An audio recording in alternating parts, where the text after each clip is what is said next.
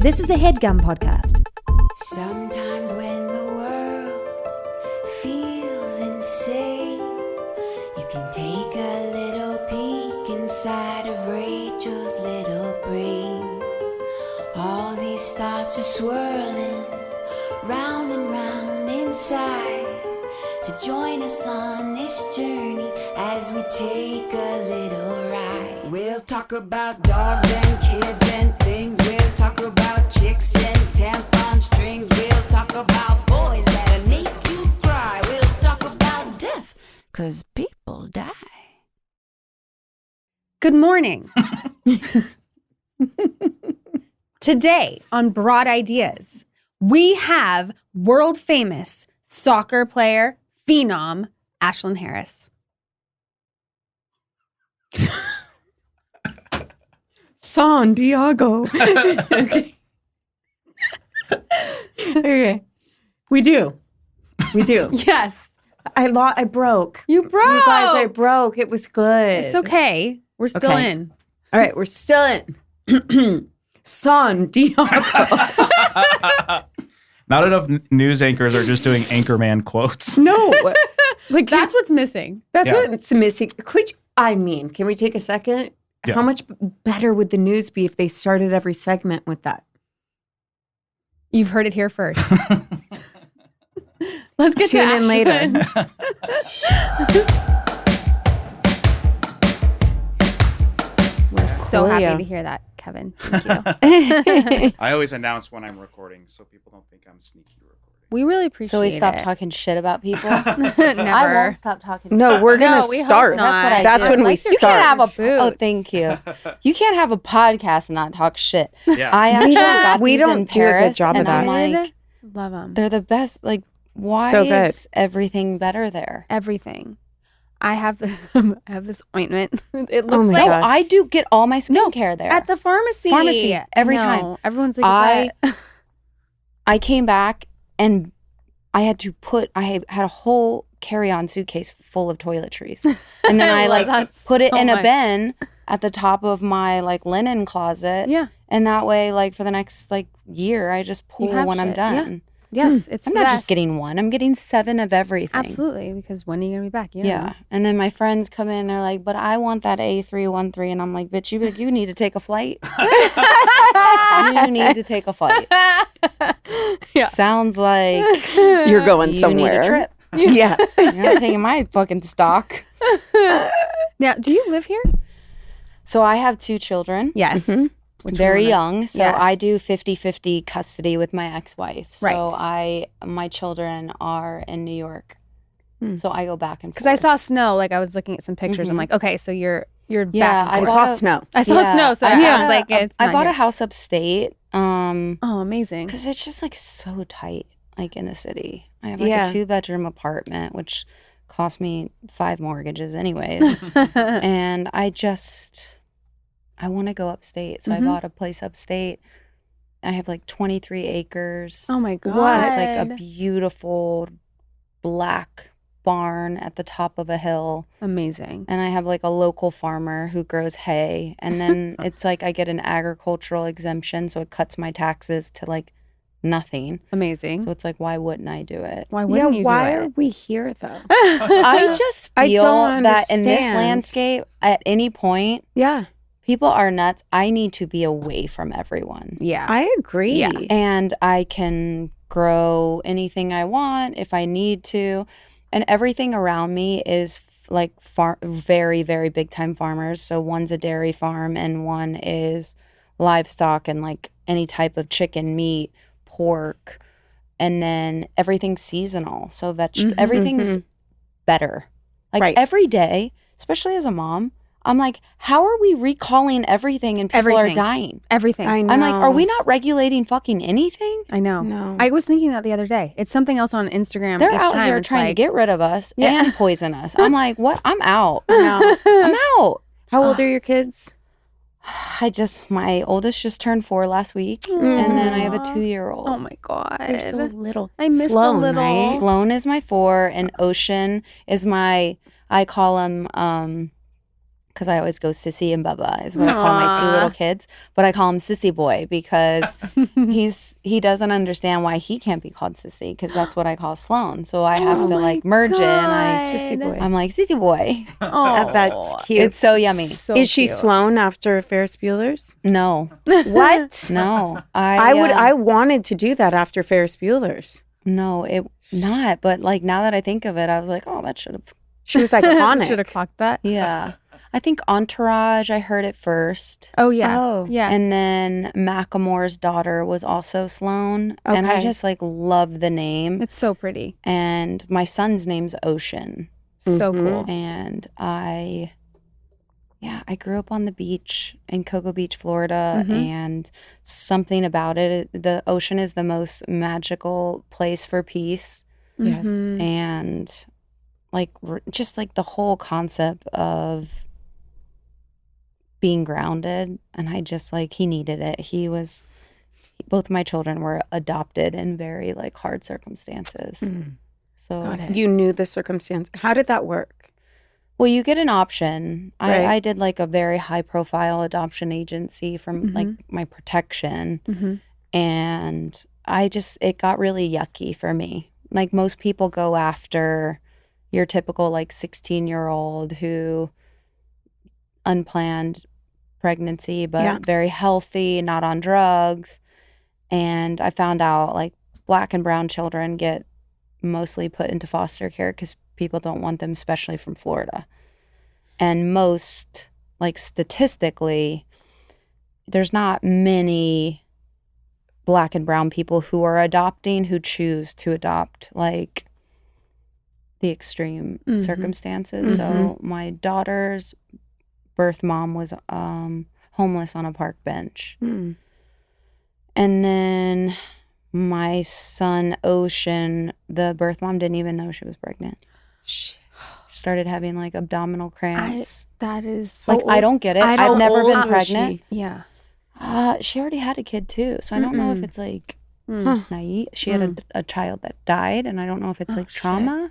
Shit. I mean, it very Yeah, well could be. Could be, Yeah. you know? So he was born in a car at like 4 a.m. and she went to one hospital and he was like barely alive. Oh my God. So they wrapped him up and brought him to one of the most like prestigious children's hospitals, specialty hospitals.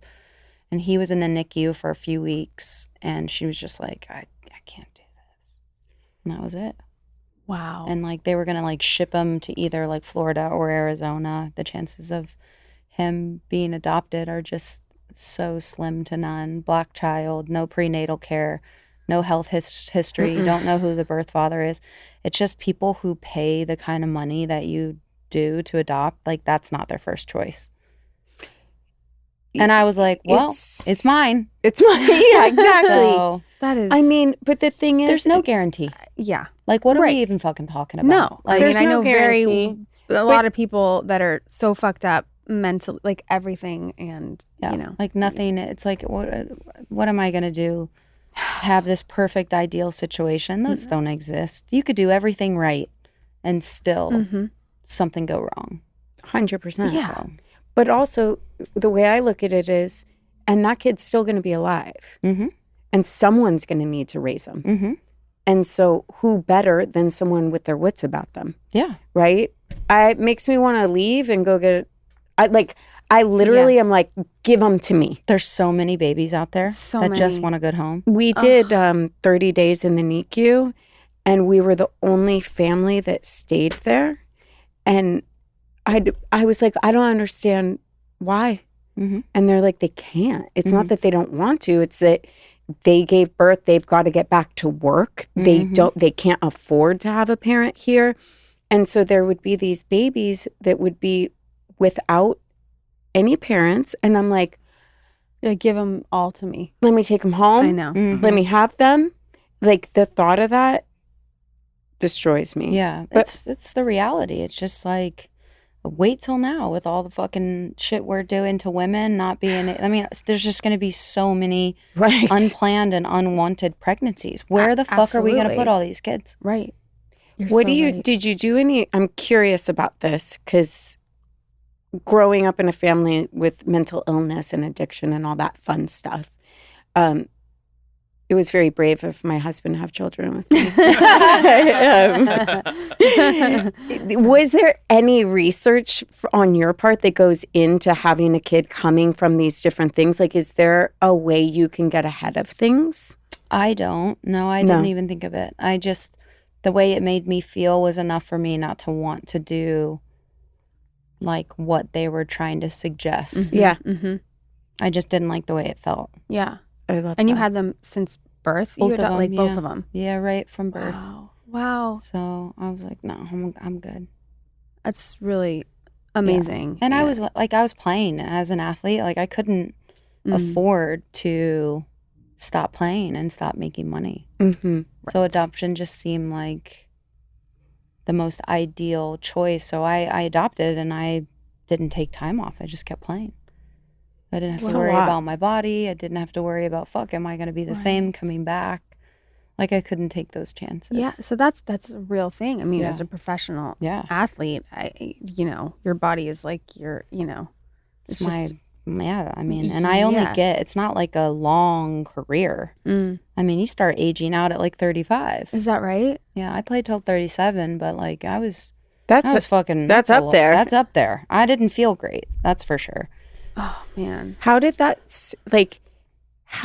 obviously it started by you playing, but how did it start where you knew, oh, this is professional, this is my life, this is something that I'm going to put in those? I think I came from a really like low income addiction, mental health, like issued, I just like, I know I had an option. It was either I was going to be a statistic and I was going to be on the streets doing shit I shouldn't be doing, or Yeah. I was going to do something with my life. I always say this, and maybe you agree or maybe you don't. But when you come from places we have and watch the things we've watched in the inner workings of a home with a lot of shit going on, like you have a choice. You either become a part of that generational trauma or you go so fucking opposite of everything. And I went like so fucking opposite of everything. So I was like, no, I'm good. I was like out by 13.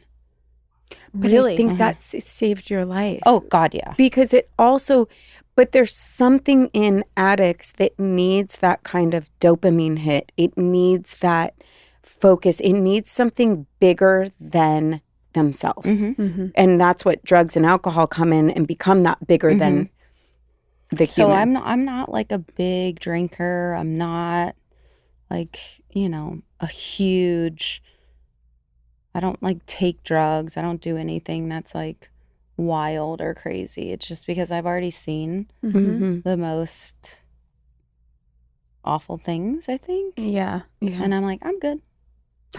I'm good. It's just like, because, I'm really yeah, good. sometimes when you are just exposed to it, it's enough to be I'm like, that's messy. I'm good. yeah. Yeah. Well, that's a miracle, though, Yeah. because 90% of people don't make that choice. Yeah, that's true. Yeah, I was just like, for me, no one in my family at that point had gone to college or graduated. And I was like, this is, get a full ride. I can go live somewhere else. Someone, manages me 24/7 and takes care of me. And I love traveling and I have the opportunity to go all over the place. And I just did it. Yeah. But you also had to be really good. Well, You know what I mean? Like, I tell couldn't, you what, like, at the highest level, everyone's good. Right? It's like, it's not, everyone's like, what's the secret sauce? What's this? What's that? I literally just I committed to doing the shit everyone else wasn't willing to do. It's that simple. Like my brother was a phenomenal athlete and he was Yeah. fucking lazy. Mm. He could have gone incredible places, which I always say this when people say potential just means you're not worth shit now. Like you have to actually, I like that. Yes. You gotta Apply apply that to yeah, men, too. you have it to. is. Yeah. It's like, great, everyone has potential. But Everybody does. does. You have to do the work. Right. There's no, I mean, at the top, it's like a game of inches. Like it's not, everyone is good. Right. It's just who's willing to commit and do the shit other people aren't. So do you think that there's something like mentally different about those who can? I don't like to lose. Yeah. Mm. And I won't. I'll win at all costs. And I think I do think I really and I like talk you. about this a lot on my podcast though. I have a lot of unlearning to do because of the way I operate as an athlete. How so? Elaborate, on that. I was conditioned to suffer. Mm. Yeah. You know, you think about athletes, it's like what's a bullshit thing? Like once you hit the brick wall, you got to run through it. No pain, no gain. Right. You know, think about the shit that you're told as children. I mean, I was in college and we would run fitness tests. And I remember my coach screaming, "You'll pass out before you die. Keep fucking running." Dang. But that is what you're conditioned to do, is be a machine. And I think now, as I am an adult who's raising children, who was an elite competitor, not everyone moves the way I move. Mm-hmm. Like, I am a firm believer in how you do anything is how you do everything. Same. Mm-hmm. And the problem is I operate as an exceptional human. Like, everyday people have choices. Mm-hmm. Right. Like, you have a choice to be average, you have a choice to be exceptional. Mm-hmm. And I always choose to be exceptional. So I don't, and this is going to sound so cocky and arrogant and probably a little rude, I don't fuck with mediocre people. But that's important. I just don't. You I are am an what you average of the fucking 5 to 7 people around That's right. me. Mm. I don't fuck with mediocre people because I will innately inherit like their vibe and their work course. ethic and their energy. And I just choose to surround myself with very, very smart people that push me and hold me accountable. And I notice when I'm around people who are just very like, and there's nothing wrong with that. I think we need average people to do the simple mundane things in life. If you do it at an exceptional level and you choose to do that and you're kind and you're happy and it fulfills you, I don't give a fuck what you do.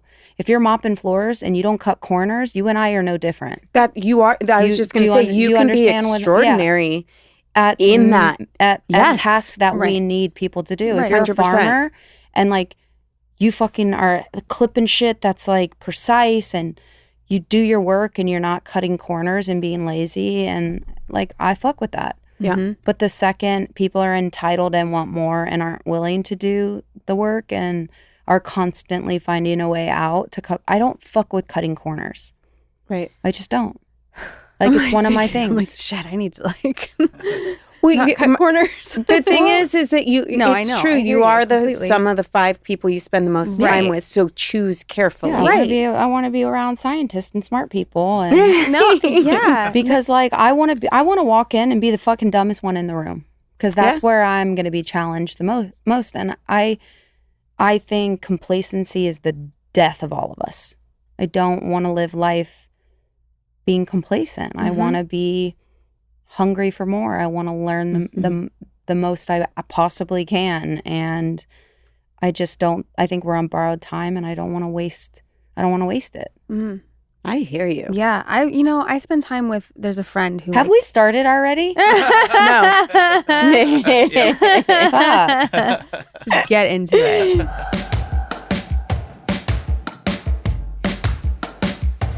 You guys, LMNT helps anyone stay hydrated without the sugar and other dodgy ingredients found in popular electrolyte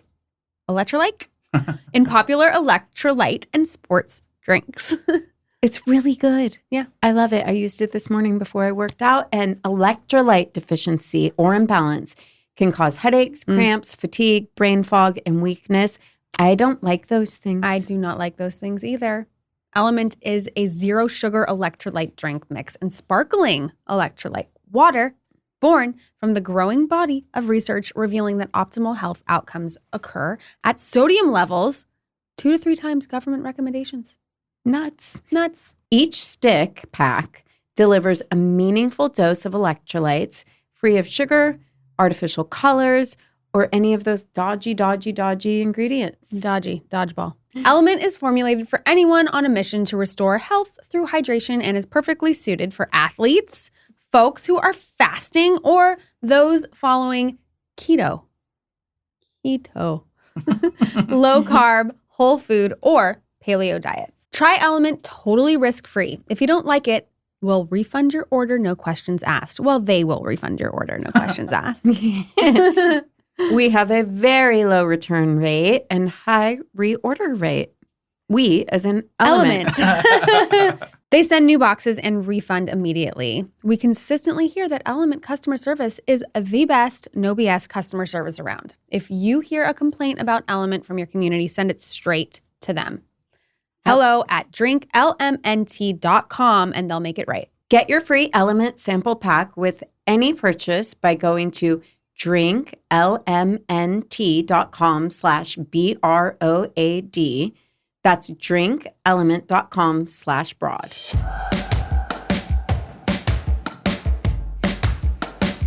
I have a good friend who, when I'm around her, her OCD is like very, I find myself like getting into like an OCD pattern after like spending a lot of time with her. Yeah. And I've noticed it as I've gotten older, and I'm like, oh, this actually is influencing the way you move. Yeah. And I'm like, oh, I don't like that. Well, I'm susceptible to it, obviously. You know, We all are. We all are. It's not you, by the way.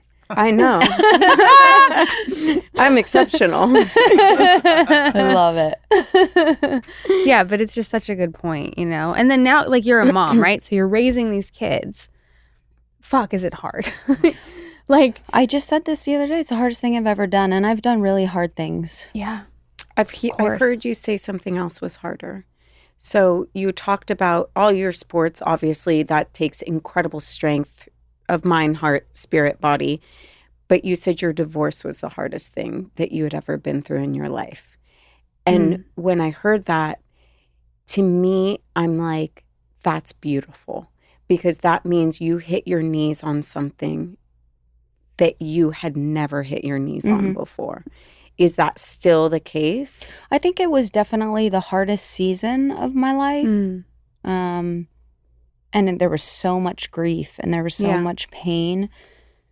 And like you're having, because I'm such a feeler and I'm so, I think it's very important to be vulnerable and share your scars. And I also think it's important to humanize grief and pain, especially for our children.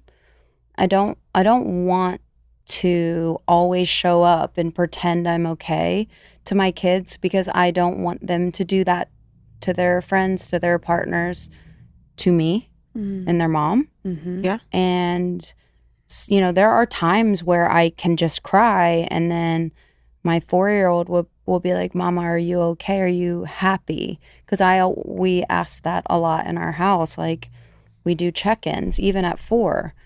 And I will explain to her that, like, sometimes Mama gets sad, and that's okay. And it's okay to be vulnerable. Big time. And I always tell her, when she has her tantrums, my first question when she's done is, do you need a hug? So she will ask me that, do you need a hug? Or I'll ask for a hug, because I need to teach these young children about empathy and compassion. And there's no better way to set an example than for me to be vulnerable in front of them and explain to them that Mama just had a really hard day. Mama's sad today, and that's okay. Yeah. And it's not because you make me sad. An experience or a circumstance made Mama sad. And this is the emotion that I have to release it. And then we hug and we love each other, and then we move on, and then we'll check in again. Like, are you happy? Are you safe? Yeah, we're good. And we keep it pushing. But the divorce part, the hardest thing for me clearly was the grief and the rebuilding process. Because it's a hard, brave decision to walk away from something that you expected to be one way, but it didn't turn out to be that way. Yeah. I think so. You're not only mourning the loss of what this looks like, because, you know, I don't have my kids full time. I'm 50-50 custody. Yeah. And, you know, I never understood this, but my dad used to always cry when he left me in college, or I left for a soccer trip. And I was like, this sweet human my father was so vulnerable. So I always saw it. And he didn't hide it. He would cry every time he said bye to me. I love that. And I do the same thing. it is so wild. I'm just like my father.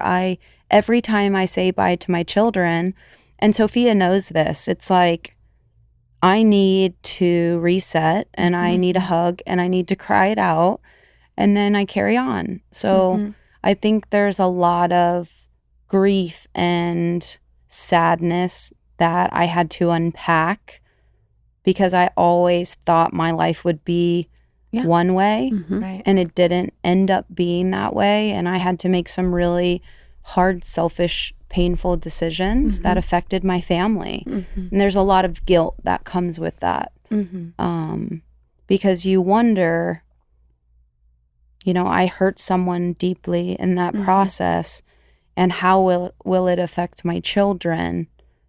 And then you center and you think, do they want a mom 6 feet under who is unhappy and unwilling to live? Or do they want a mom who is brave enough to make a hard decision to make sure she's okay? And I will have that conversation with my children eventually and let them know, like, happy people don't leave happy marriages. They just don't. Right. Like, That you doesn't don't make just like sense. wake up all of a sudden one morning and say, well, this is the day, I'm over it. Like, there is a process and there is a grieving component of thinking about this, but it's a very, very scary decision. And I don't think that grief ever really ends in a way. And I say this all the time. Like, I love my ex-wife. I fell in love with her for a reason. She is a wonderful person. It's just sometimes things don't work out, and that is okay. Yeah.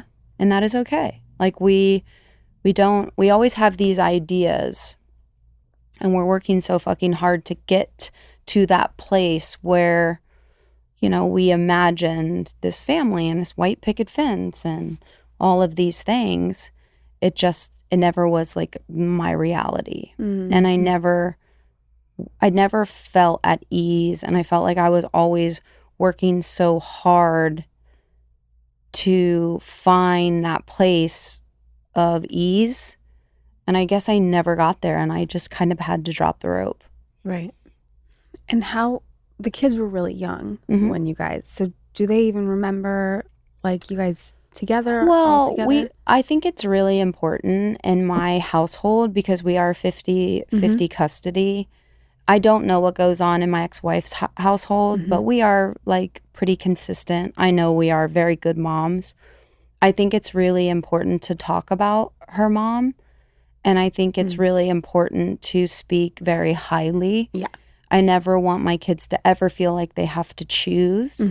Right. And I always want them to feel safe and open to be able to go to any place and not feel like they have to choose sides. Yeah. So I openly talk about their mommy, and I talk about, because sometimes like my daughter will be talking and be like, yeah, my mommy and this and that, like I don't know her.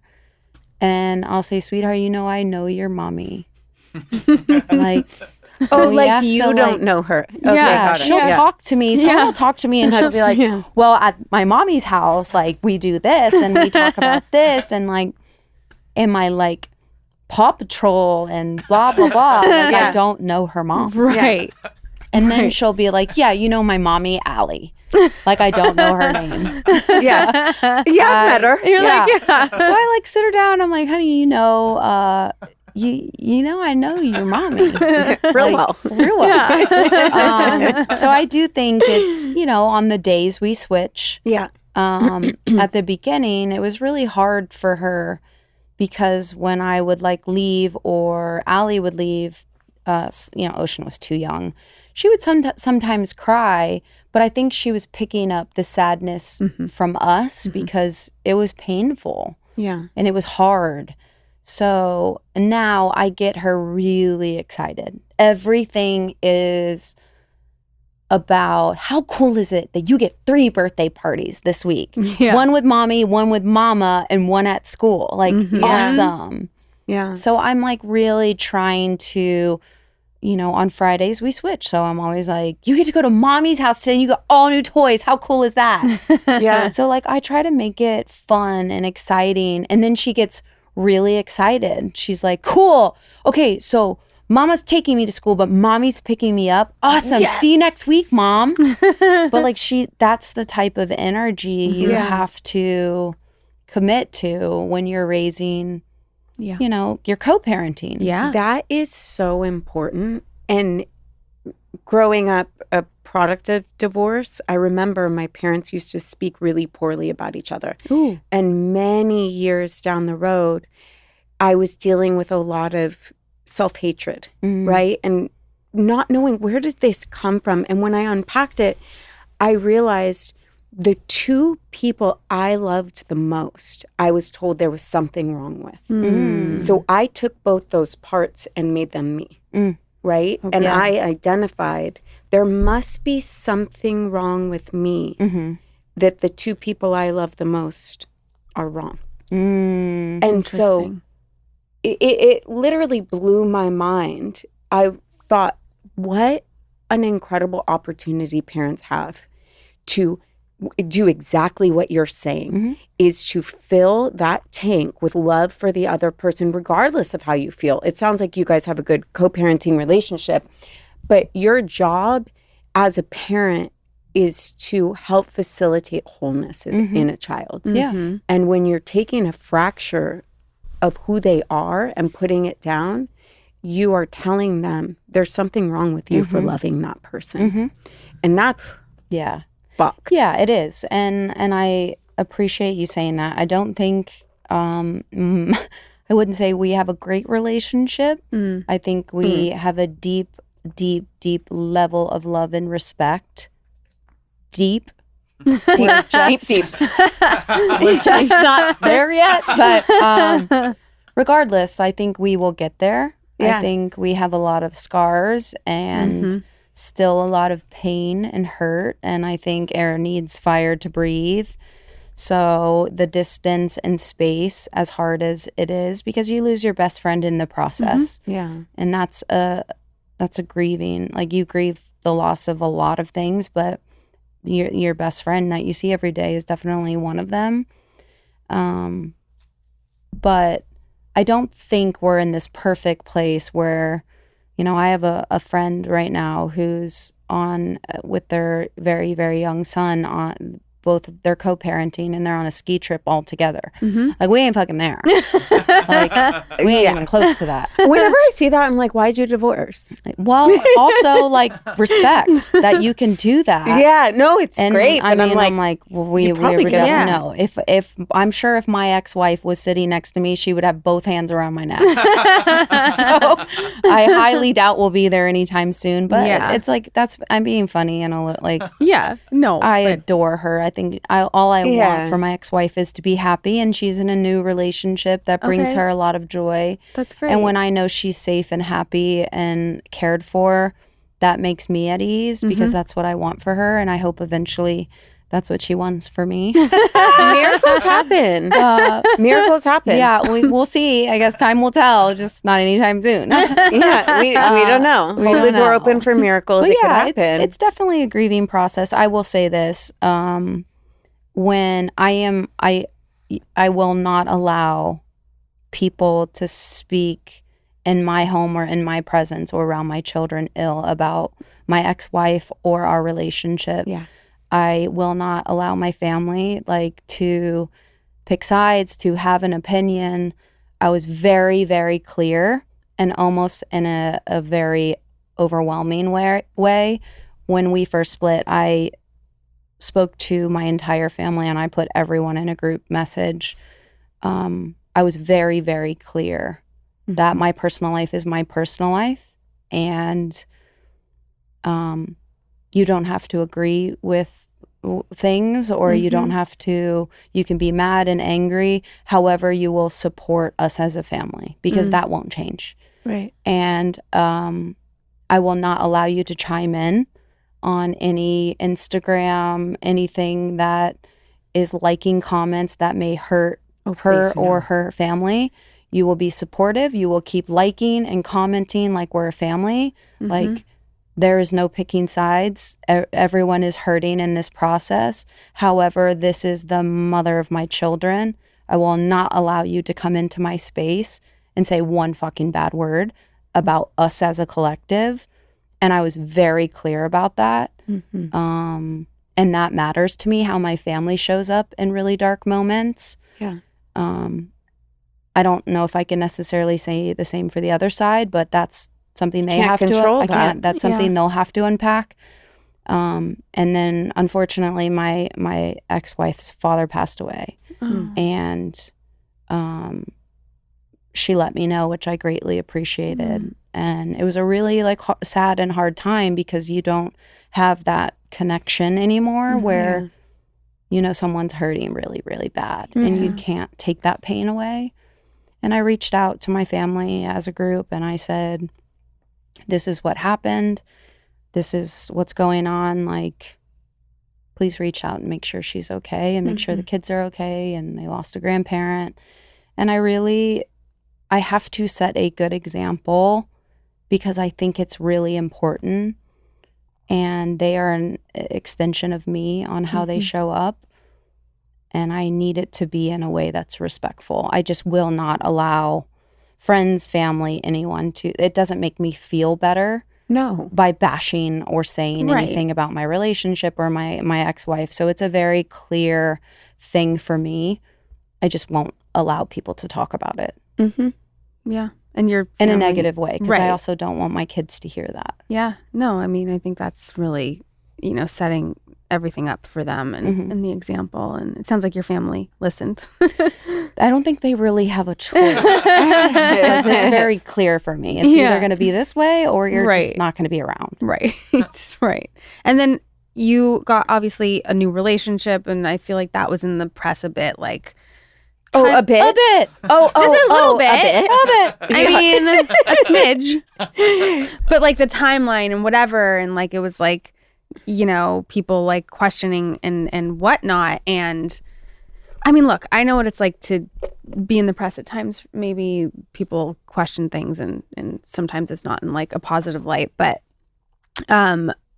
I would say it's been very positive, like your relationship, which obviously we were talking before that I know Sophia and she's wonderful and I'm so happy for you guys. Thank you. But that transition, I'm sure, was challenging, just dealing with everything else that you've been talking about at the time and then navigating a new relationship.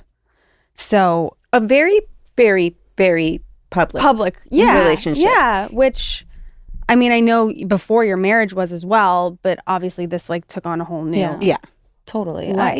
It's a weird space to sit in to, I was unraveling and I was going through this process of, being separated and living in a different home. And I was out having a good time, truthfully. I was definitely out having a good time and at the time it wasn't just Sophia. I thought she was a homie. She was a friend going. I thought she was a friend going through a very similar experience.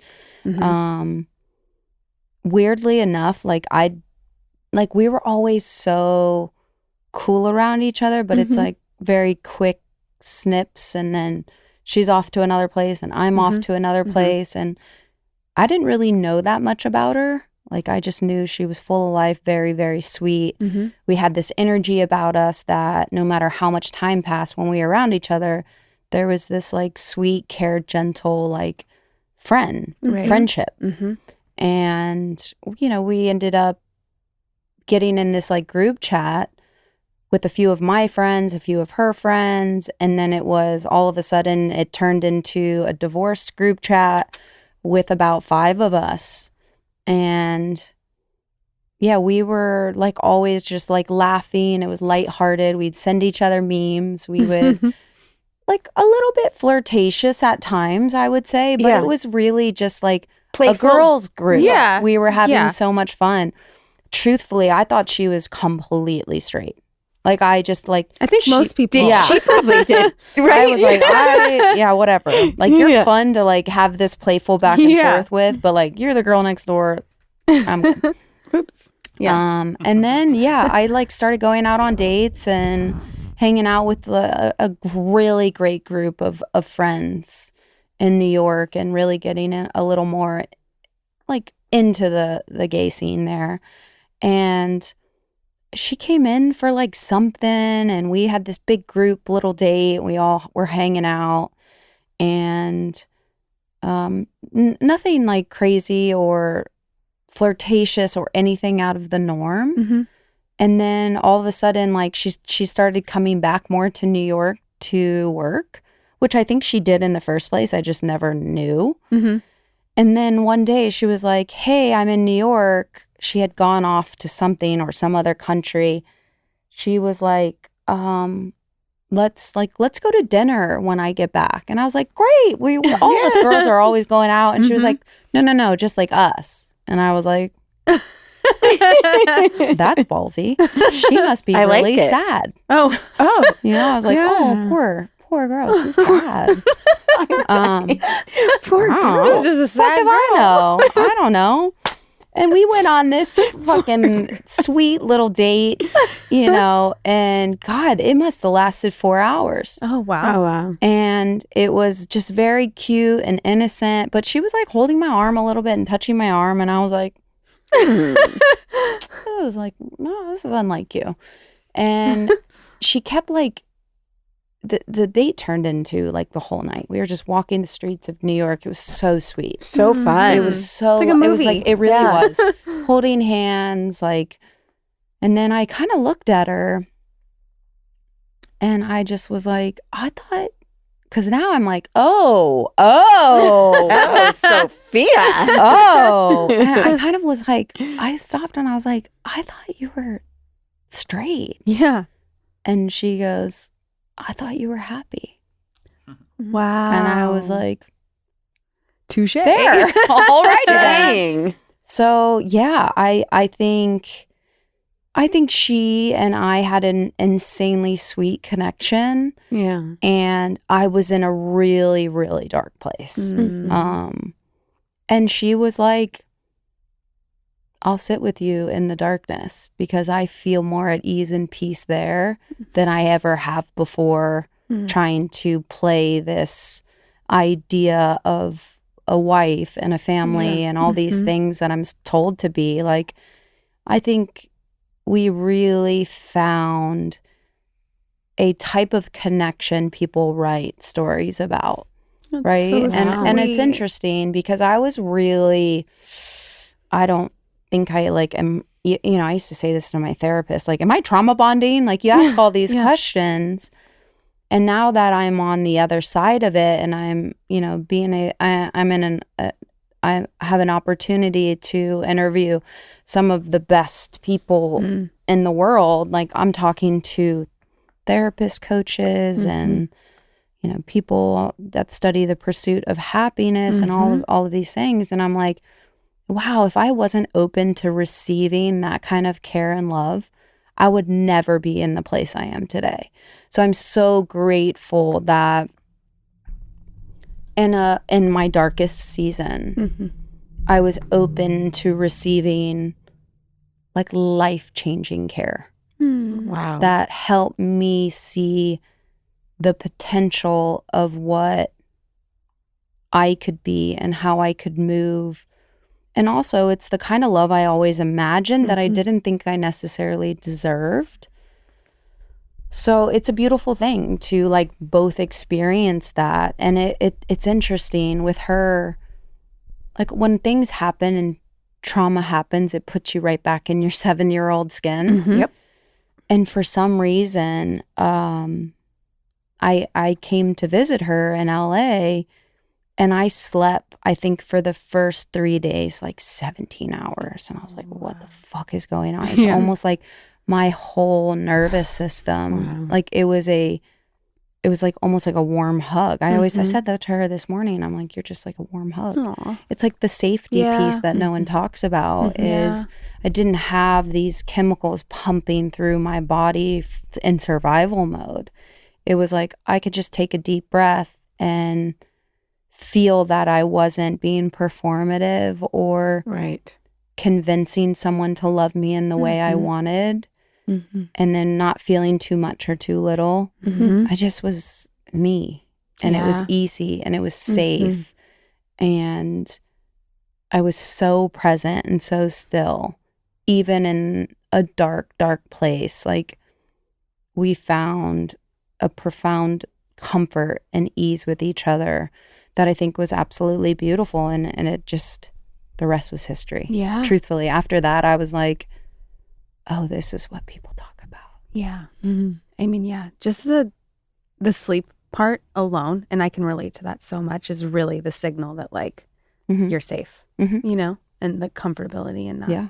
And it's a beautiful thing. And you're right. It's hard to connect on that level. And it is beautiful. And I think it's just so cool that looking that you were in this dark place and then finding the light and seeing you now and hearing all of this is just such an amazing message of like self-care, self-love, you know, and finding that. But you have to like go through. Who was saying that the other day? Oh, you go through it to, what is it? What's the saying? You can't walk around it. You have to walk through it. Yeah, they gotta walk through it. Yeah.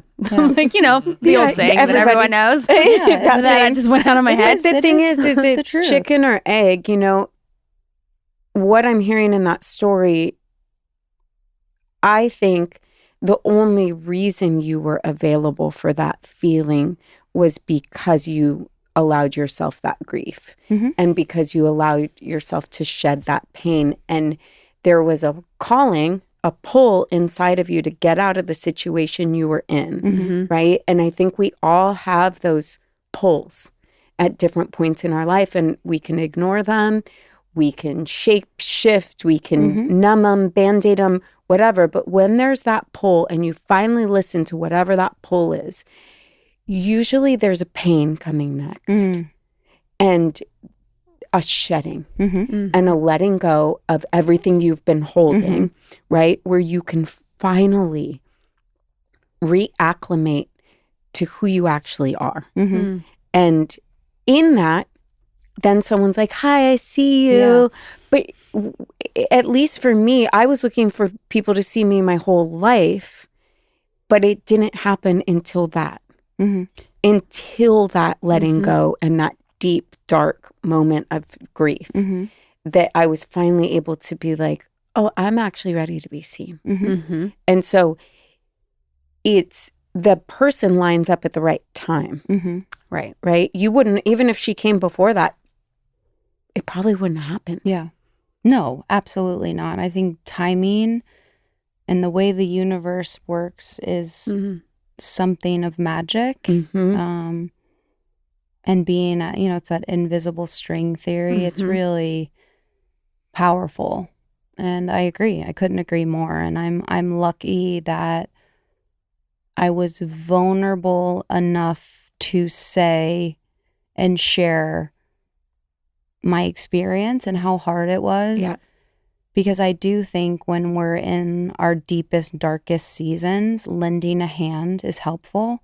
And I think we were both able to do that together as she was going through the hardest season of her life and processing it, great loss and grief, as well as I was. We were both willing to help each other through that process and be vulnerable enough to share like really some of the deepest, darkest secrets we've never been able to share, like the things we want and need in life.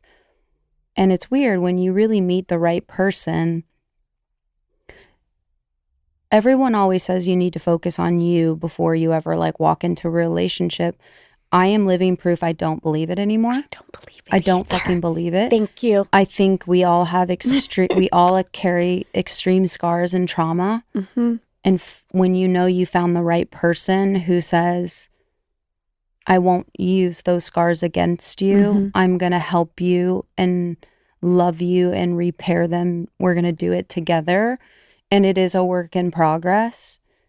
And that's when I was like, oh, this is a type of level I've never experienced before. I know my partner's highly sensitive And I know the ways to cater and love her through a lot of her scars and insecurities. Mhm. And I don't make her feel bad about them. And I Mhm. don't, in moments where your ego arises, Mhm. I don't minimize her feelings or her pain or her scars. It's just a really unique space to live in that is like, I really see you and I know you really see me. And we're willing to acknowledge our trauma and scars and help each other through it. And it's a really beautiful thing when you get to that point in your life where you're like, wow, I get it now. Mhm. Yeah. And I think if I was shut off from that and I was healing and working on myself, I would be 95 years old and alone, because I don't think we ever stop. I think it's a journey of unraveling and processing. It'll be forever. Mhm. Yeah. I Also, think, it's like you yeah. can heal as much as you can on your own, and then you're going to bump your shit up against someone else, Mhm. and all that stuff's going to be activated again. Yeah. Because you can do as much as you can, but then when you're in partnership, they're going to show you pieces Mhm. that you didn't see and that you don't actually have the perception to see alone. And so it's actually helpful. And one of the things you were saying about being able to be there for each other, well, two things. One, I love your message about sharing your insecurities and vulnerabilities. I think a lot of the messaging in life has been hide that shit. Mhm. You know, you're strong, you're confident, there's nobody like you, all that great stuff. We're human. We Mhm. all have wounds, insecurities. Mhm. When you can go to another human being and be like, here's mine, Mhm. and they go, I see that Mhm. and I love you, Mhm. and I'm going to help you with that. I'm Mhm. going to help you not buy into that, Mhm. right? Versus I'm going to pretend to be something I'm not. Mhm. That's when there's divorce. That's when there's abuse. All of those things, because nobody's being honest in the room. Correct. And it's so damaging for our children to think we're supposed to be without insecurities or pains. Mhm. It's exactly like what you were saying about teaching your children. It's like, don't gaslight them. Don't make them think you're okay when you're not, Mhm. because you're teaching them not to trust their own intuition. And don't do it to your partner. Don't pretend that you don't have these things going on. Hand them to them and see if they're capable of holding them, Mhm. right? And another thing you said was the unique situation of what you guys went through, having both gone through these painful divorces. You know, I'm in a program where for addiction, the magic is one alcoholic talking to another. There is a medicine in it. Mm. Nobody can understand each other like someone who's been there. Mhm. Even, you know, like I have a kid with special needs. People without kids with special needs can tell me all day things they think. And inside I'm like, you don't fucking get it. Yeah. Until someone's like, I have this and here's what helps. And then you're like, oh, they get it. Yeah. What you guys did was actual medicine. Mm. That is the medicine, is two human beings sitting together and sharing pain Mhm. with one hand extended one way and one the other. Yeah. That's medicine. Yeah. But you can't do that alone.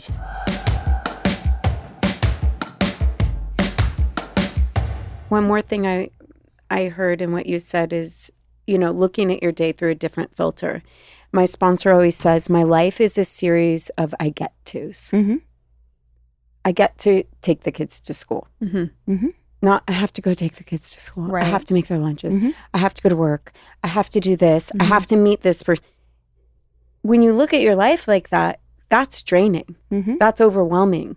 But if you, that tiny shift of like, oh, I get to drop them off and then I get to go to work and then I get to Mhm. like, so you might not want to say it out loud because people are going to get really annoyed with you, but you can think it inside. No, it's It is a we bunch of I have- get tos. But also, it's a practice. Everyone thinks joy and happiness comes easy to all of us. It doesn't. Not It is me. practicing gratitude. It is Mhm. teaching your body and your mind to do exactly what you said. Like it's so interesting. When I was an athlete, I would do anything to get the edge. Anything.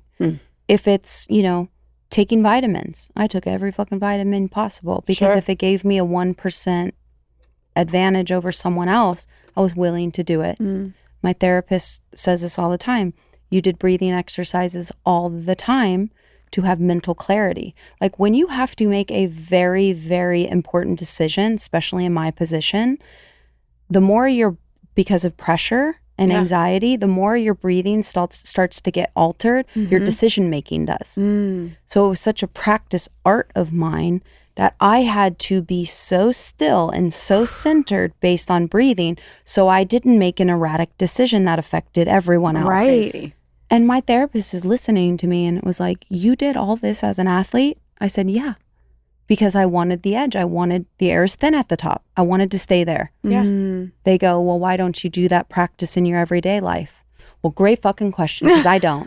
You're like, put them on the field. The second I stopped playing, life is harder than my sport.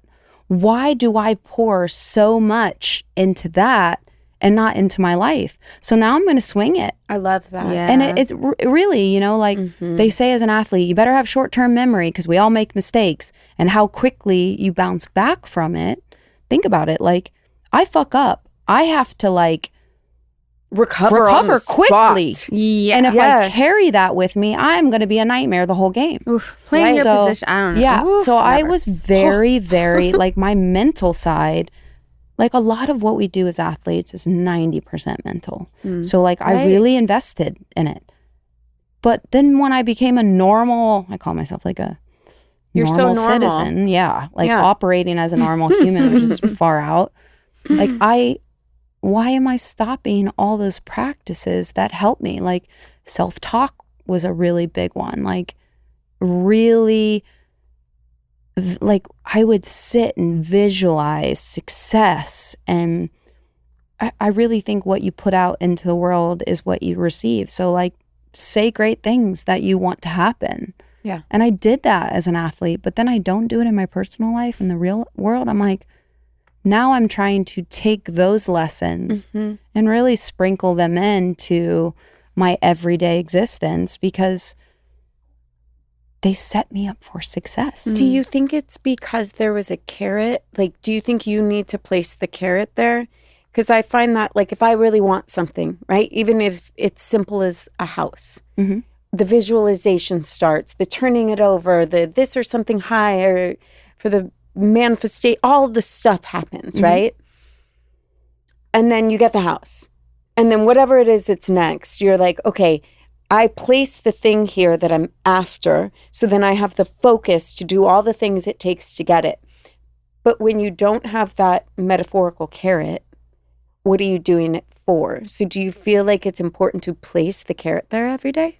Does that make sense? Yeah, I do. I absolutely know exactly what you're talking about. And that's why short-term goals are just as important as long-term goals. So it's not just about the big house and winning the Powerball and winning the lottery and making life easier. It's some days and I said this when I was on a panel at the Wellness Oasis with Deepak we were talking about joy. And sometimes waking up is enough. It's a small, short-term goal. Sometimes putting one foot in front of the other is enough. So it's it doesn't have to be this big thing that's not always tangible or reachable. It's all the small things. Sometimes there's so much more beauty in the small than there is once you reach the big. Totally. So I think you have to reframe constantly the way we see things. Today, I woke up and I set an intention and I did it, and that is success.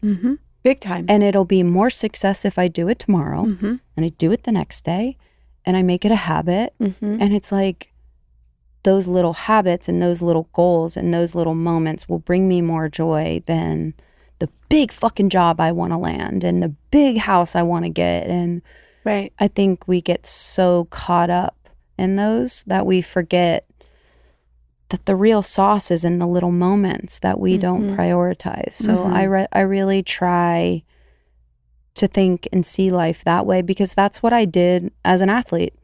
I set short-term goals. Like, I don't just, I want to have a vertical that's 35 inches. Like, you don't just say it and then all of a sudden it happens. It's like, Right. okay, what active things are we going to do to make sure we make it a reality?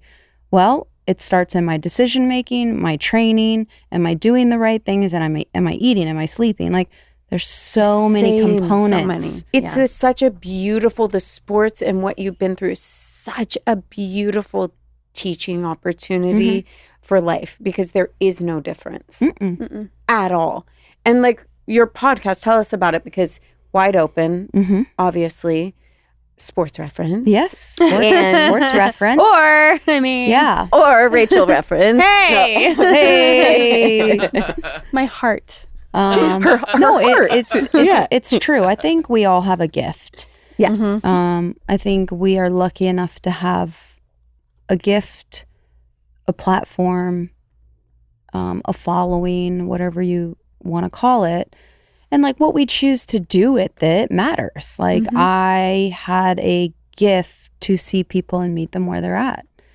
And a lot of people say this, like, God, you just have a lot of wisdom. I do, but I have lived a long, hard life to be able to talk about these things. Very, like we just said it, like when people have walked the walk and experienced the things we have, you can really speak on it in a level that's not this is what I learned, not really what I went through. Okay, well, that's fucking, if you don't know the pain or the places I've walked, it's hard to meet you where you're at. That's right. So I have always been a believer in living life through storytelling. And I think people need other people. I think we live in a really, really hard, isolating world, especially in the queer community. A lot of us are heavily isolated. A lot of us carry a ton of fucking shame because, this is what culture does to us. I mean, look what our policies are doing to our children right now. I mean, we're in a really, really bad mental health crisis based on people being so fearful just to be themselves. And I had this incredible gift that I myself experienced a lot of pain and mental health issues and addiction and all these things that a lot of people in my community experience. So after games, it was such a beautiful moment for me to connect with the fans. Like I would sign all till the fucking lights went out, until security was like, you need to leave. And my legs were cramping. And in 5 minutes or 5 seconds, people would just be like, God, you just really saved my life by sharing your own stories and your own struggles and your own pain. And I was like, what a gift to really connect and see people and meet them where they're at and make them feel special. Yeah. And it's really just a quick moment of being present and looking in someone's eyes and connecting and being like, I see you, I got you. Yeah. Like, you're not in this alone. Like, we all have stories of pain and struggle. So after all of the things that has happened in the last 2 years with my personal life, it would be a disservice not to be able to share about it, not to be able to respectfully talk about the pain and struggle that I was unwilling to share in my marriage, to my family, and to my fans. Because I don't know if everyone knows this, the internet is not always what you see. Like people aren't always, people can post the happiest highlight reels and be the saddest internally. Yeah. And I was one of them. And I decided, I really want to do this show, but I don't want it to be about sports. I'm so much more than what I did. Of course. I have so much more to give than a silly little soccer game. And now I'm able to help people unpack and unravel what made them so great. So Wide Open, clearly in sports, it's like seizing that moment, separating yourself from the pack, like executing. But also Wide Open is like, okay, I'm going to be vulnerable enough to share my scars. I learned so much more from my failures than I did from my success. So why am I just going to share the highlight reel? I want to share the deepest, darkest, fucking painful moments that either make people or break people. Yeah. And there is a reason why the few, the elite, the 1%ers live at the top. They have experienced a great deal of failure and pain. Yeah. And what a beautiful lesson to share and say, I've been there. I get it. I'm with you.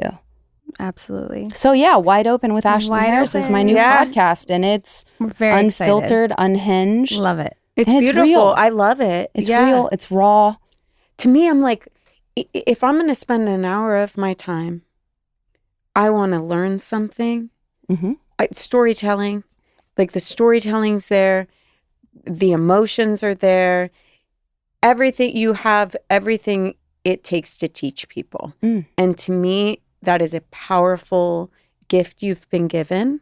And it makes me so happy to see you taking the baton Oh, and thank being you. like, I know what to do now. Mm-hmm. Like, that's a gift. And you're showing up for it. And all of the things you've done to me, the most profound thing about you is that you are on purpose Thank you. in everything you've explained here. It's on I purpose. appreciate that. Yeah. She's really good It's at very sweet. I articulating. received that. Thank you. What? Said you're really good at articulating all the things, and I just agree with everything. But she says it better. Oh yeah. That's not true. No, I think it's I'm happy to be here. I'm happy to have these conversations, and like I think some people have a unique gift to that. They always say you'll never meet a stranger. I just don't meet strangers. I always feel like I sit here for a reason, and it's a choice. I don't have to do this. I want to do this. Yep. And I'm lucky enough to do this, and I'm grateful for it, to There you have go. a platform to spread joy and love, and also show the other side of being wide open and the pain that has come with being able to sit in a room like this. I love it. Love it. I love it. I do. I love it. Right, Kevin? I love it. Yeah, you're amazing. Thank you so much for being wide open with us. Thank you. Of course. And you guys are going to have to come on my podcast now. For sure. I'm going to really have to dig Break into it open. Oh yeah. the early bots Oh, of yeah. y'all's day. Man, maybe me, you, and Sophia. Oh, that's Sit cute. down. do Let's it. talk about the old school days. So much. So Gosh, much. I tell you what, the funny part is, so, I was an athlete. I love y'all to death, but I never watch any of these shows. Yeah. I was like, I had one TV at home, and I had my dad and my brother. So I was watching The Goonies. I was watching Yeah. Power Rangers. I was watching, God knows, Jerry Springer. Like, I just didn't get to do all of the type of shows everyone else did. And Sophia has a podcast where she watches old Oh, yeah. One The Tree rewatch. Hill. Yeah, the yeah. rewatch. And sometimes I have to sit, and I can't stop moving. I'm cringing. I'm like, what the fuck were y'all watch? This is awful. You're kissing every boy on screen. They're passing you around. You're in a mini fucking skirt. You're taking diet pills. What the fuck? Oh, my God. I love it. Just so Oh my wild. God. I'm like, no wonder all y'all are fucked up. yeah. Jesus Totally. Christ. amazing. Yeah. Oh yeah. The And hers was like 10 storyline- years long. Yeah, the Right? storylines. I'm like, what? Was They it just really? pass you fucking around? This is awful. Awful. That's amazing though to see now and seeing all Oh, that. she thinks very it's funny. hilarious. It She is just sits there, hilarious. and I'm like, oh, I can't. Oh God, Jesus, It's so good. so funny. It's so funny. So now I have to go back, and we need to really unpack all the old, It's the old amazing. school Yeah. bots. Oh yeah. So much there. We'll do it. We'll come on Yeah. anytime. Done. Thanks for having me. Yeah. Thanks for being here. Thank This was you. outstanding. Yes.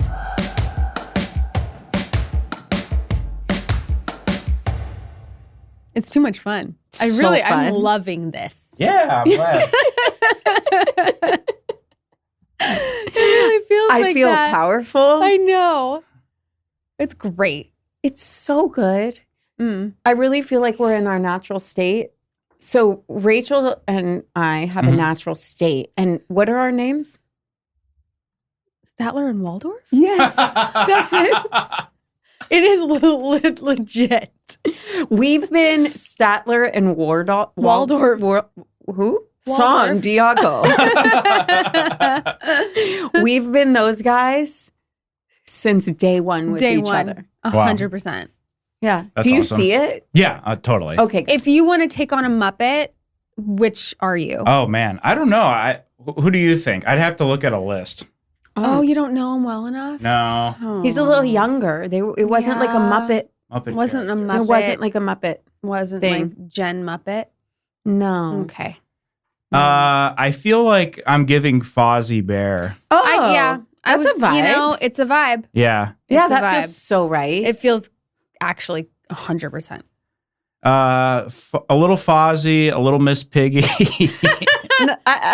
I'm not feeling the Miss Piggy as hard Yeah. as the Fozzie. Maybe a set of pearls would do it. I Yeah, don't know. that would help. That would help. I know we should watch a Muppets Christmas or something as So a good. bonus A episode. Muppet Christmas Carol is my favorite. Yeah. And Muppet Take My Muppets kids Take aren't Manhattan. into it though. Briar's never watched it. Why? I don't know. They just don't want to. I don't think she's super motivated. We did try Muppets Take Manhattan though, and I think we got through most of it. I mean, Shepard, my son, is animal. He is animal. He Really? actually 100%. He is animal. Yeah. Like Yes. there's no difference. Not one. Does Animal play the drums too? Yes. I guess I'm Animal then. I'm a Do you little play the animal. drums? I do, yeah. You play the drums? I have for 20-ish What? years Oh, now. wow. Mm-hmm, yeah. Like what kind of songs do you like to play? I played in a rock band, which was a lot of fun. He's like, And- I'm in Coldplay. Yeah, I know. have you heard of U2? Yeah. No, it was really fun. It was a fun part of, I played in like drumline in grade school through college. Oh my gosh. Oh, wow. Yep. And then I played in a few bands out here, and we would play like bars and like house parties and stuff. And it was Fun. such a fun part of. Drumline is a flex. I'm itching Being again. a part of a drumline is a flex. It is? I think so. It was a lot of fun. What's a drum line, guys? You never saw Nick Cannon's This is movie your Drumline? Muppets. No. This is my Muppets. What's a drum line? Like in the marching marching band, like band, the yeah. Part of drums. the That's what I Drums. thought. Yeah, But yeah, I yeah. didn't know if I was like missing something. She's like, No. why is that a flex? Yeah, I was because I'm like trying to pick up on the part that's a flex about that. There's like typically 3 different parts of the drum line: the snare drums, the tenor drums, which is like the 4, and then the bass drums. When I was in college, there's typically like 5 bass drums, and 4 of the 5 of us all went to high school together. Oh my god. And so we had like this very specific niche group of friends. Oh my God. It was really cool. It was a very fun part of my like 20s and stuff, and That's like a very awesome. easy way to make friends. Oh, I thought you were Um, going to say to get girls. The opposite, probably. Yeah. Okay. That is so sweet. Yeah. That is. We've been talking a little bit about, well, there's a couple things we thought Okay. we could talk about. Great. I also want to talk about how cool Ashlyn is. Well, that's Oh, the most yeah. important thing. Yes, yeah. That's number one. That's pretty obvious, right? Yes. I mean, honestly, going into it, I felt like intimidated because She's a badass. Yes. Yeah. Mhm. Could not have been more, like, she was so warm Yeah. and So amazing and so sweet and just came with it. And I really appreciated that. It actually gave me a lot of motivation Yes. Yeah. because I was like, where am I cutting corners? Where am I being lazy? Where am I being mediocre? Mhm. And what would be the little thing that I can do today to be a little bit more on purpose and push the needle a little further than I would have before that conversation? Yeah. Yeah. There's a lot of things I really liked about her. One of the things that really stuck with me is what really resonated with me was a small group of friends that you're really close with has always been a thing that, like if someone's being mean to like me or another friend, I'm very quick to just be like, you know what? I think I'm done with this friendship. Yeah. Maybe Yeah. to a fault where I'll drop it too quickly. But I really appreciated that she was just like, hey, if you're not cool with me and my family, like we're done. There's no like negotiating or trying to, maybe we'll try to figure something out. But when Lee and I got married in March, one of our close friends officiated the wedding, and a joke he made about me was, if there's one thing we know about Kevin, it's that the dude loves a boundary. And so I'm very clear with people of like, with I don't know, just like activities and stuff. Like if I'm like, I don't want to do that. Yeah. So if you want to, you can, but I would rather do this instead. And so I just feel like she was very similar. Boundary of like, grab. here's what Definitely. I fuck with, here's what I don't fuck with. Right. Yeah. And I was like, oh, I love watching other people kind of have a similar, like, here's where I draw the line. Wow. So you're super boundary. That's good. We need a lot more of that in our lives. Right?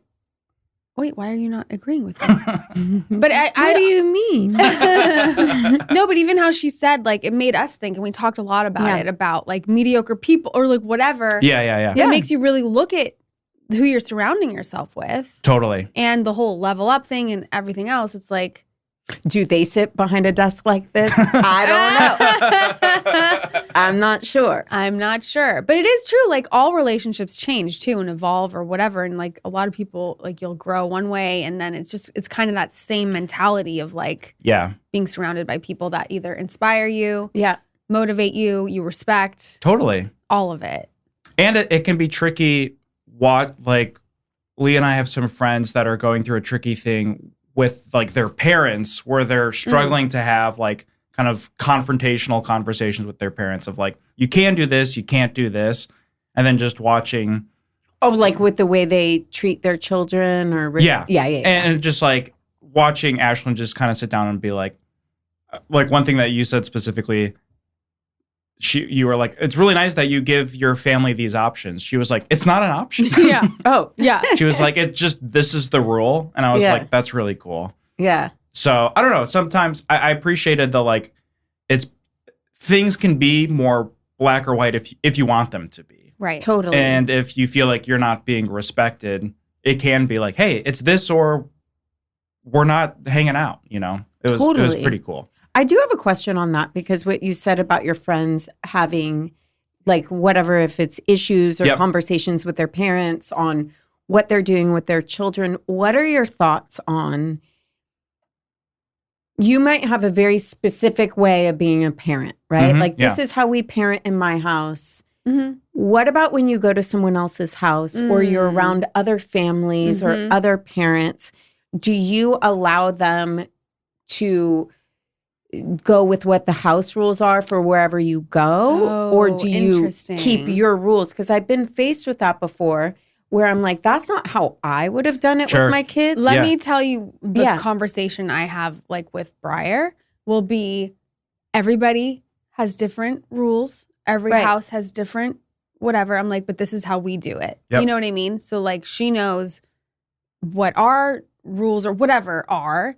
So, like, even if it's something else at a house. Now, if you're talking about, can they eat, whatever, like sugar. I mean, that's like, yes, of course. Like, you go with the flow. But I mean, as far as like communication or even like. Give an example. An example of, let's say you're at someone's house and they call the parents by Mr. and Mrs. Oh. Right? Uh-huh. And it's more strict boundaries. You don't get up. Like our house, you can walk around and eat. We're not precious about any of our furniture. You can eat on the furniture. You can eat upside down on the furniture. You can do whatever you want pretty much when it comes to that. But then you go to other people's house and it's a little bit more formal. You got to teach your kid to read the room. Exactly. Yeah. So for sure. So what if it's something though, as far as like, grandpa is really political and they don't agree with what you're doing as a parent and they think it's like highly emotional or any of that. Do you let them teach your kids? What? No, I get what you're saying. You get what I'm saying? No, but in what circumstance would they be, like, does that happen where... well, I've definitely seen it. Yeah. Of people coming in and being like, hey, kid, you should do this. You shouldn't do this. Yeah, like no shoes on the thing or no this and then or no that. The child getting like kind of mixed messages of like, well, I'm not allowed to do that with my parents, but grandpa's telling me I can. Right. So it can you're talking about like your family. Or anybody's family. I'm just picturing this kid at someone else's house and like their grandpa is talking to him. And I'm so confused. I'm just saying, like, I've been in that situation where people parent very different. Yes. Yeah. And I tend to go with however the style of the people's home we're in. Sure, yeah. Is like, that's what goes here. Right. Like, Mhm. you say, yes, please, thank you, wash your hands, sit down, you don't move while you're eating, Sure. and you da-da-da-da. Do you have friends like that?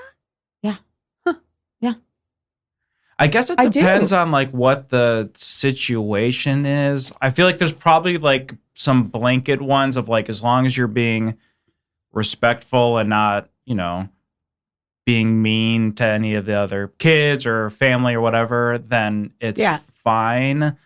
But I don't know. I like your the approach of like kind of going with the flow a little bit. And I don't know. I'd like to think that whoever in this scenario wouldn't be like, I'm so confused, but maybe the mixed messages can make it super complicated. Well, even like the way that the coaches coach my kid, Mm-hmm. I think it's amazing. Yeah. And I'm like, wow, I don't have that sort of discipline with my own children. Mhm. But I can tell they're like a little thrown because they're not used to that kind of get in. Mm-hmm. Like, they're not used to that. So I'm not like over there being like, well, you just have to do what he said. Yeah. I'm like, good. Can you come over? Yeah. I need that. Yeah. Right? Yeah. Yeah. But what about when there's, let's say, a coach who's just a complete asshole and like yelling at the kids? Are you down? So I've never had that. Our coaches are dream boats. Okay. Like literal, Mhm. they're incredible. Mm-hmm. There was an umpire. They got really Too gnarly. into it? Yeah. Gnarly. My brother was like, I almost pulled the kids He was out. drunk with power. He said that he was like, you're out. Like, he was like going ham on these little kids. And my brother was like, dude, he's like, I've never seen anything like that in my life. Did David like get up and try to say something to him? Some of the parents fought with him. Oh. And they were like, you're being too harsh. And he's Yeah. like, yeah. Yeah. out. Yeah. Like, It's embarrassing. it's crazy. Yeah. Yeah. Speaking of drumline, the coaches in drumline, they're called a tech, like a technician. And so our drum tech in high school was straight out of the military. Oh my and God. was way, way, way too intense with a bunch of like 14 to 17-year-olds. Yeah. And so when we would mess up, he would throw our drumsticks and be like, go get it. And he would take our drumsticks out of our hand and whip it, across the field and stuff. We'd have to take our drums off, go run 30 yards to get our sticks, come back. And I told my parents about this eventually, and then he takes our drumsticks and like throws it like we're a dog and we have to go chase it. And my dad went, interesting. And I was like, okay, I didn't really think anything of it. And then the next day, my dad showed up. Oh no. And then was like, which one's your guy? And I was like, oh, over there. And then he kind of like waved him over. And then he went, don't fucking throw the drumsticks. Oh. Is your dad a big dude? No. He has a big energy though. Got it. He's a very intimidating guy. Yeah. But How did he react? Drumline tech. I think he apologized and was like, okay, haven't gotten that feedback before. But and I think one of the other guys, some feedback. A nugget. one of the other guys who was like the band, one of the main band guys, I think came over too and was like, what's going on? He's like, just throwing the drumsticks like the kids are dogs. And then just like crazy. fully stop, like going back to boundary, he was like, we're not doing that. Wow. So I don't know. You had a really good model. Yeah, but it's also interesting perspective, Mhm. right? Like Yeah. when I was a kid, this might sound a little unhinged, but I remember we got in trouble once, Mhm. and it was our stepdad, who we weren't really close with. This might go dark. And Always. we made a mess, Yeah. right? And so then he put our Your stepdad? I had a stepdad. Sorry. Huge reveal. Okay, go on. He put our food in bowls and put it on the ground and said that you have to eat off of the floor Crazy. like dogs. Olivia, this is abuse. okay. Yeah. I thought it was funny, Yeah. right? My sister took it as abuse. Yep. Like she was like, I remember that was like something that really scarred her, and How I old was were like you? looking for my tail as like, you know what I mean? How Like, old were you? I don't know. I was like 5 or 6. Yeah.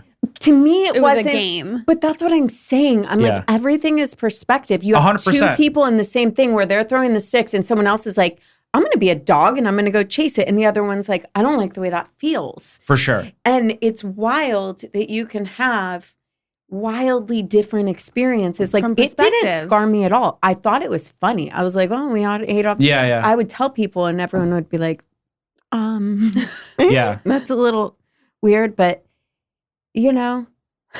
No, the I'm PO going to be serving her lunch on the floor. And I'm going to be looking for my tail. it is interesting how like You're like, that is She's wild. like revealing, like what the fuck? That is a crazy story. But to your point, like, And I feel know crazy. everything about her, and I'm like, wait, what? yeah. yeah, it is wild how like one person's POV can just fully change. Yeah. I read.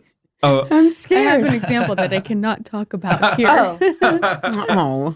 I read this book a couple years ago called Spilled Milk, and it was a similar thing where dealing with very bad parents, and then they went to a friend's place and then made a similar like spilling milk mistake and then screamed and apologized and stuff. And the parents were like, whoa, whoa, whoa, like, it's fine. Why are you acting this way? Oh, wow. And it became very then clear, like, something's going on with this kid. Yeah. And that's, to your point, all it took was one other person to go like, oh, that's not Exactly. normal. Yeah, for sure. Yeah, I've had a lot of those moments. Yeah. Where someone's like, wait, that's not normal. And I'm like, so oh, many. Yeah. okay. You could write a book. So thank you for tuning in. Oh, she does this. Yeah, She just I wrap decides, it up. we're Oh, done. nice. Check like out we should- Ashlyn's podcast, Wide Open. And It's check on out iHeart. Rachel's. Okay. Heart. Check out my heart. Thank you. You're welcome. See you next time. On the Broad Ideas. That was a Headgum podcast.